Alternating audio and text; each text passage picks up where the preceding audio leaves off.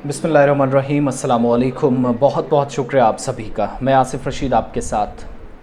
अदालतों से इंसाफ की जहाँ तक बात हो रही है, तो बैक टू बैक दो तारीखी फ़ैसले आए। कुछ लोगों को सज़ाएँ हुई, कुछ लोगों को छोड़ा गया, और कई ऐसे लोग जिनके पुराने केसेस थे उनको भी अदालतों से उम्मीद थी, लेकिन चूँकि अदालत अगर इंसाफ के तकाज़े को ना समझे तो फिर यहाँ से भी मामलात पेचीदा हो जाते हैं। हुआ यह है कि बांडीपुरा के अंदर 1996 में एक शख्स पर यह इल्ज़ाम था, जो आर्मी के अंदर भी मकामी सतह पर खिदमत अंजाम दे चुका है। इल्ज़ाम ये था कि एक मखसूस पार्टी को वोट दिलवाने के लिए उसने ओपन फायर कर दिया। जब वोटर्स वहाँ खड़े थे, गोलियाँ चलाई थी और 7 लोगों की मौत का वो ज़िम्मेदार बना। इन 7 लोगों की मौत की जब तस्दीक हुई तो उसके बाद केस चला। एक शख्स जो कि 2021 तक मफरू रहा, जो पुलिस की गिरफ्त से दूर था, भागता रहा, जगह बदलता रहा, लोकेशंस, मोबाइल नंबर्स जैसे जैसे मुमकिन हो सका वो बचता रहा। और इस शख्स का नाम मोहम्मद अयूब डार है। 2021 तक, इससे पहले जो टेरिटोरियल आर्मी में भी रहा, जब उसको डिसमिस किया जा चुका है, जब ये केस इस पर लगा था तो आर्मी ने इसको बरतरफ भी किया था, आर्मी से निकाला जा चुका था। लेकिन इससे पहले क्या था, ये शख्स जो एक ख़ास पॉलिटिकल पार्टी, अब पॉलिटिकल पार्टी कौन थी हम उसका नाम नहीं लेंगे, अदालत में केस पहुंचा कि 1996 में एक ख़ास पार्टी को वोट डलवाने के लिए इसने पहले कैंपेन की। कैंपेन के बाद इसका दिमाग यहाँ तक ख़राब हुआ कि when he was to provide security to the citizens और टू द वोटर्स, जब वो क्यू में खड़े थे, लाइन में लोग लगे हुए थे, उसी वक्त थोड़ा बहुत हंगामा होता है, उसका फ़ायदा उठाते इस शख्स ने बैक टू बैक गोलियाँ चलानी शुरू की, फायर ओपन कर दिया और 7 लोगों की मौके पर मौत हो गई। कुछ लोग मामूली तौर ज़ख्मी हुए, खौफ व हिरास की वजह से वोटिंग नहीं हो सकी। और एरिया कौन सा था? कहा तो जाता है नेशनल कॉन्फ्रेंस मुबैना तौर पर कि उसके हक़ में वोट डालें। अब हम तो इसकी तस्दीक नहीं करेंगे, लेकिन जो असल केस है वो मैं आपको बताऊंगा। लेकिन ये ज़रूर था कि एक नेशनल कॉन्फ्रेंस, लेकिन नेशनल कॉन्फ्रेंस का चूँकि 96 में एक ब्रूट मेजॉरिटी के साथ जीत कर भी आई, दबदबा काफ़ी ज़्यादा था, तो इल्ज़ामात भी नेशनल कॉन्फ्रेंस पर ज़्यादा लगते रहे हैं।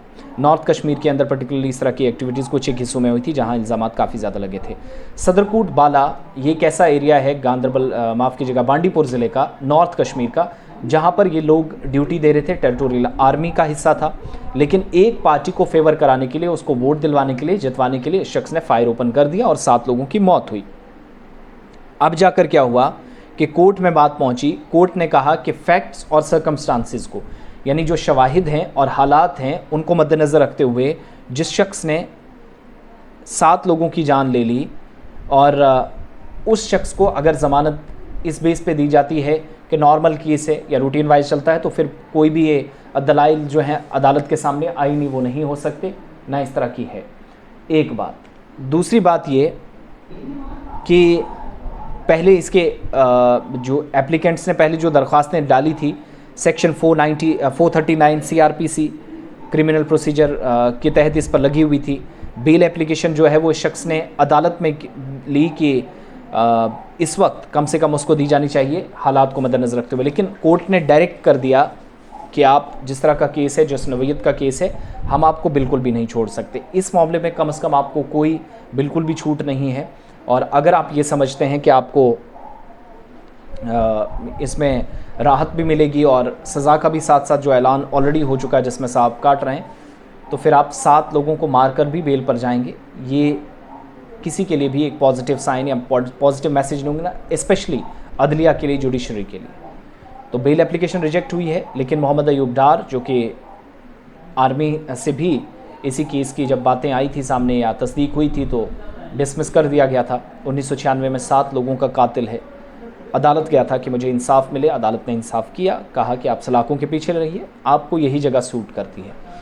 तो ये वो मामला था। और दूसरी बात, कल ही 2 लोगों को सज़ा, 10 लाख का जुर्माना, 10,70,000 का जुर्माना। 2014 में 11 सितंबर को एक बच्ची पर, जो लॉ की स्टूडेंट है, कानून की तालिबा है, जिस पर श्रीनगर के नौशहरा इलाके में तेज़ाब फेंका गया, उस बच्ची पर जुल्म किया गया। 28 जराहियाँ हुई, 60 से 70 लाख रुपए का ख़र्च आया।